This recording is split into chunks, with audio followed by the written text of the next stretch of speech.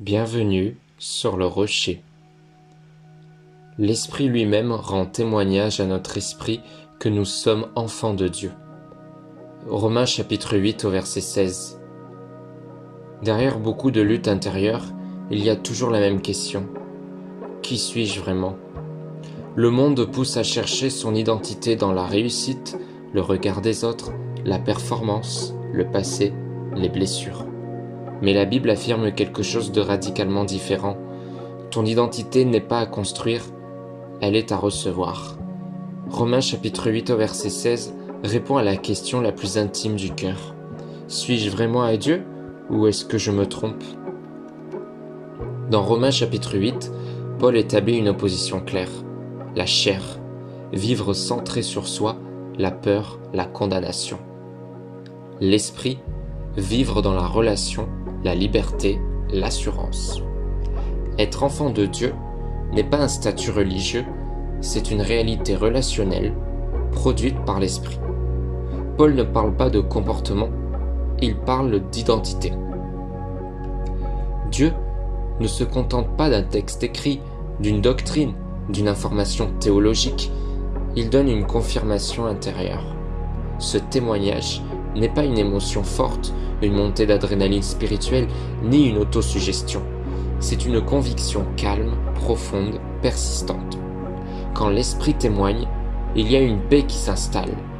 Tu es à Dieu, tu lui appartiens. Paul est très clair. On ne devient pas enfant de Dieu par la perfection, les œuvres, la discipline spirituelle ou la maturité. On le devient par adoption. Et une adoption ne dépend pas du comportement de l'enfant, mais du choix du Père. Être enfant de Dieu, c'est être aimé avant d'être transformé. Il y a des jours où la culpabilité parle plus fort que la foi. Le passé accuse, les chutes reviennent à la mémoire. C'est souvent là que l'esprit agit le plus. Il ne nie pas la chute, mais il rappelle l'identité. L'identité précède toujours la transformation. Dieu ne dit pas « change et tu seras mon enfant ». Il dit « tu es mon enfant et je te transforme ». Les sentiments fluctuent, l'identité demeure. Même quand tu ne ressens rien, même quand ta foi est faible et même quand ton cœur est sec, tu restes enfant de Dieu. Dieu ne renie pas ses enfants. Les jours de fatigue, de doute ou de chute, la filiation divine ne dépend pas de ton état émotionnel, mais de la fidélité de Dieu. Quand tu sais que tu es enfant de Dieu, tu ne vis plus pour prouver, tu ne vis plus pour mériter, tu ne vis plus dans la peur du rejet. Tu vis à partir de l'amour reçu. L'obéissance n'est plus une pression, elle devient une réponse d'amour. Si tu te dis parfois « je ne suis pas assez spirituel, je doute trop, je retombe encore », Romains chapitre 8 au verset 16 te répond clairement. Dieu t'a adopté avant que tu sois fort, avant que tu comprennes, avant que tu réussisses. L'Esprit témoigne même quand toi tu doutes.